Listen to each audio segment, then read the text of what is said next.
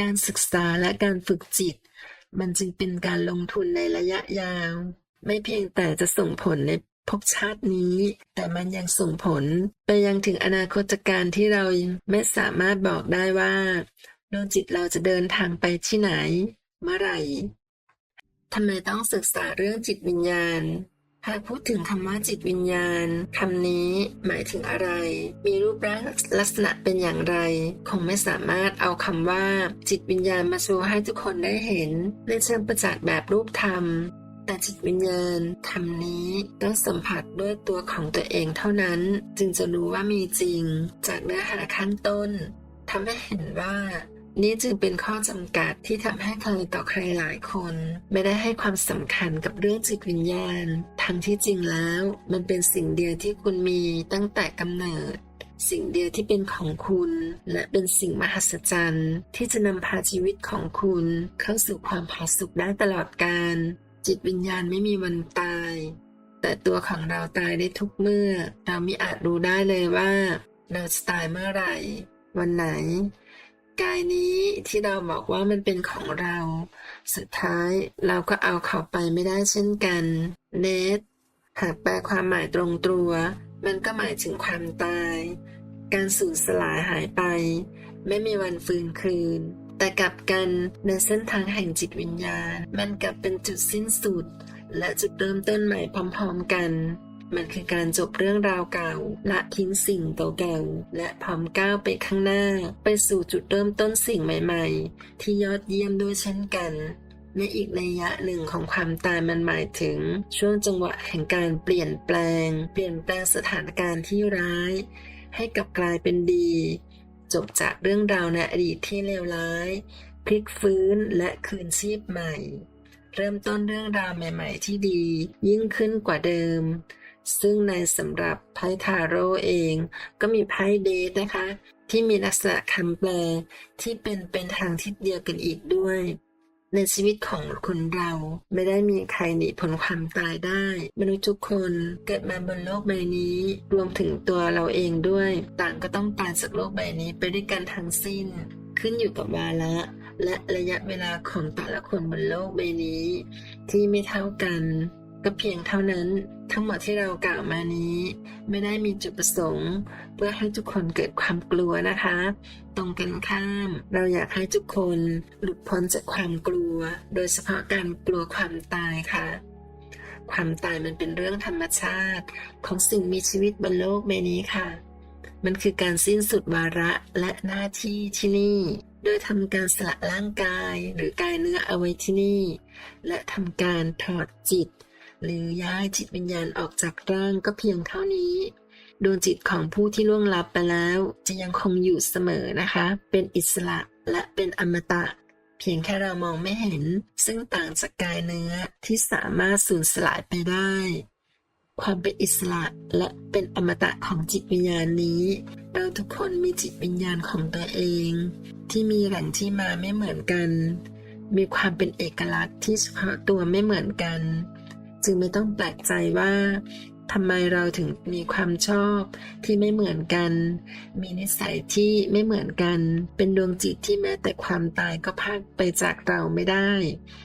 ความตายมันจึงไม่ได้เป็นเพียงจุดสิ้นสุดของตัวเราเองอย่างแท้จริงเพราะยังมีการเดินทางท่องเที่ยวอีกมากมายหลังจากชีวิตหลังความตายโดยตัวเราเองก็คือจิตวิญญาณดวงนั้นไม่ว่าเราจะไปเกิดที่โลกไหนๆมิติไหนมันก็ยังเป็นดวงจิตดวงนี้ดวงเดิมเสมอการศึกษาและการฝึกจิตมันจึงเป็นการลงทุนในระยะยาวไม่เพียงแต่จะส่งผลในภพชาตินี้แต่มันยังส่งผลไปยังถึงอนาคตการที่เราไม่สามารถบอกได้ว่าดวงจิตเราจะเดินทางไปที่ไหนเมื่อไหร่หากจบการเดินทางบนโลกใบนี้แล้วก่อนที่เราจะอธิบายถึงประโยชน์ของการศึกษาเรื่องจิตวิญญาณในหลายมุมมองหลายมิติทั้งในระดับมิติโลกนี้หรือระดับมิติของจักรวาลนั้นเราต้องให้ทุกท่านเข้าใจถึงคำว่าจักรวาลและมิติกันก่อนนะคะเพื่อให้ทุกท่านได้เข้าใจมากขึ้นถึงสิ่งที่เราจะกล่าวต่อไปค่ะ เราขอย้อนไปในอดีตถึงการกำเนิดเอกภพที่พวกเราเคยเรียนอยู่ในวิชาวิทยาศาสตร์ไม่ว่ามันจะมีกี่ทฤษฎีก็ตามแต่สิ่งหนึ่งที่ขับเคลื่อนให้กำเนิดเอกภพหรือจักรวาลได้นั้น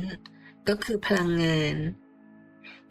จะดึงดูดสิ่งต่างๆที่กระจัดกระจายให้เข้ามาอยู่ด้วยกันหลอมรวมกันจนเกิดเป็นดาวเคราะห์ดาวฤกษ์กลุ่มดาวต่างๆทุกอย่างถูกสรรสร้างมาจากพลังงานทั้งสิ้นถ้าตัวเราไม่มีพลังงานขับเคลื่อนสิ่งต่างๆก็จะหยุดนิ่งไร้การเคลื่อนไหวพอไม่มีการเคลื่อนไหวก็จะไม่มีสิ่งใดถือกำเนิดเกิดขึ้นพลังงานจึงเป็นกุญแจสำคัญในการกำเนิดทุกสรรพสิ่งในจักรวาลและเป็นแรงผลักที่สำคัญให้สิ่งต่างๆดำเนินต่อไปได้เช่นเดียวกับมนุษย์เราดวงจิตของเราก็กำเนิดมาจากพลังงานไร้ซึ่งรูปร่างแต่มีอยู่จริง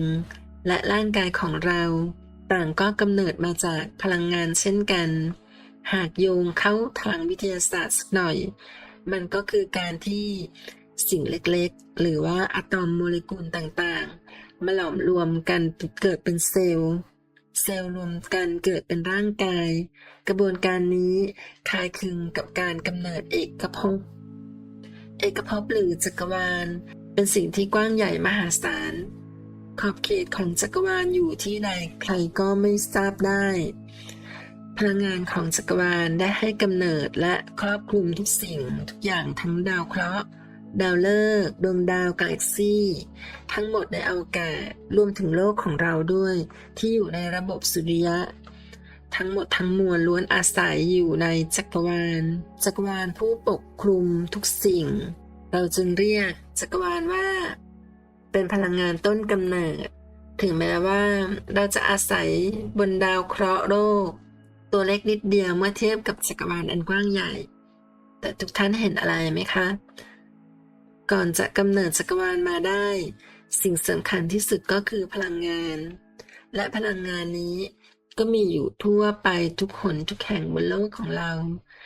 แม้กระทั่งอยู่ในตัวของเราเองตัวเรากำเนิดมาจากพลังงานเพราะฉะนั้นเราก็คือพลังงานรูปแบบหนึ่งเช่นเดียวกับสิ่งของเงินทองทุกอย่างต่างเกิดขึ้นจากสสารมวลและธาตุอื่นๆทางเคมีรวมกันเกิดเป็นสิ่งของจับต้องขึ้นมาได้ทั้งนั้นทั้งหมดในจักรวาลนี้ล้วนคือพลังงานทั้งสิ้นไร้ซึ่งพลังงานก็คือไร้ซึ่งทุกสิ่งไม่มีพลังงานก็ไม่มีสิ่งใดถือกำเนิดเกิดขึ้นที่พูดแบบนี้เพื่อให้เพื่อนๆได้เห็นความเป็นมาก่อนจะได้เข้าใจเรื่องจิตวิญญาณได้ชัดเจนขึ้นนะคะพลังงานเป็นตัวแปรสำคัญที่ทำให้มนุษย์เรามีลักษณะคล้ายกับจักรวาลเพราะเรามีกระบวนการกำเนิดขึ้นมาคล้ายคลึงกับกระบวนการกำเนิดของจักรวาลกล่าวอีกในหนึ่งคือหากจักรวาลให้กำเนิดสิ่งใดได้มนุษย์เราล้วนสามารถใช้พลังงานรูปแบบเดียวกันกับจักรวาลสร้างสิ่งอื่นๆที่ต้องการขึ้นมาได้เช่นเดียวกันฟังมาถึงท่อนนี้แล้วเพื่อนๆรู้สึกอะไรสักอย่างหนึ่งไหมคะมันจะมีเนื้อหาอื่นๆที่เคยพูดถึงมาแล้วนะคะเพื่อนๆก็ลองไปค้นดูย้อนหลังได้เลยนะคะแต่การจะสร้างทุกสิ่งทุกอย่างตามความปรารถนาหรือความต้องการของตัวเราเองได้นั้นทุกคนต้องเข้าใจถึงกฎของจักรวาลก่อนกฎของจักรวาลมีหลายกฎมากอาทิเช่นกฎแห่งแรงดึงดูดกฎแห่งการให้และการได้รับ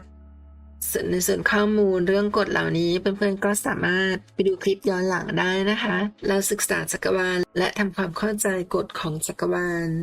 เพื่อปรับดวงจิตหรือจิตวิญญาณของเราให้อยู่ในระดับเดียวกันกับคลื่นความถี่พลังงานของจักรวาล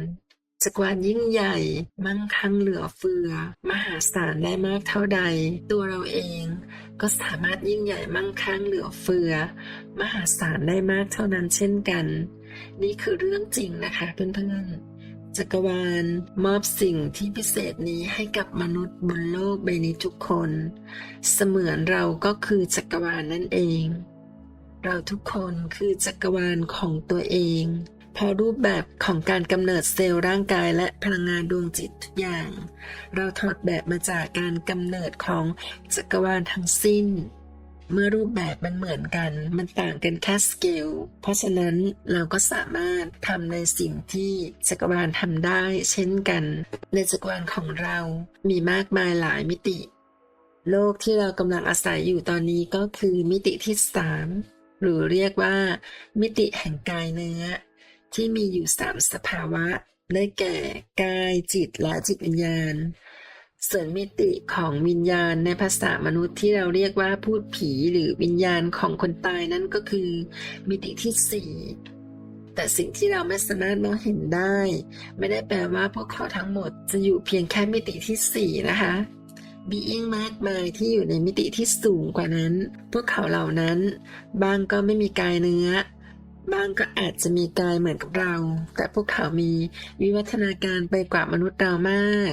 เราจึงไม่สามารถมองเห็นพวกเขาได้ being ที่เรากล่าวถึงคือสิ่งมีชีวิตในจักรวาลนี้แน่นอนว่าไม่ได้มีเพียงแค่มนุษย์เราที่อาศัยบนดาวเคราะห์โลกเพียงเท่านี้แต่ยังคงมีมนุษย์ที่อยู่ต่างดวงดาวที่อาศัยบนดวงดาวเคราะห์อื่นๆอีกมากมายในจักรวาลอันกว้างใหญ่นี้พวกเขาอาศัยอยู่ในมิติที่สูงขึ้นไปในมิติที่5 6 7ขึ้นไปเรื่อยๆแล้วก็มีอีกหลายมิติมากๆนะคะนี่เป็นสิ่งหนึ่งที่ทุกท่านต้องเปิดใจยอมรับเรื่องนี้กันสักหน่อยนะคะบางครั้งสิ่งที่เรามองไม่เห็นและยังพิสูจน์ได้ยากก็อาจจะไม่ได้แปลว่าไม่มีอยู่จริงมนุษย์เรากับพวกเขาแค่อาศัยกันอยู่กันคนละมิติเราสามารถติดต่อสื่อสารกันได้พวกเขามีความเกี่ยวพันกับมนุษย์เรามาเนิ่นนานแล้วค่ะเพียงแค่เราไม่เคยได้รับรู้ข้อมูลส่วนนี้เพียงเท่านั้นเรื่องเหล่านี้หากท่านต้องพิสูจน์สามารถค้นคว้าหาความรู้เพิ่มเติมได้เลยนะคะข้อมูลเหล่านี้ได้ค่อยๆเปิดเผยให้มนุษยชาติได้รับรู้มาบ้างแล้วบนหนังสือแล้วก็ในอินเทอร์เน็ตมากมายเลยค่ะมีทั้งนักจิตวิญญาณระดับโลกนักวิทยาศาสตร์นักโบราณคดีและอีกมากมาย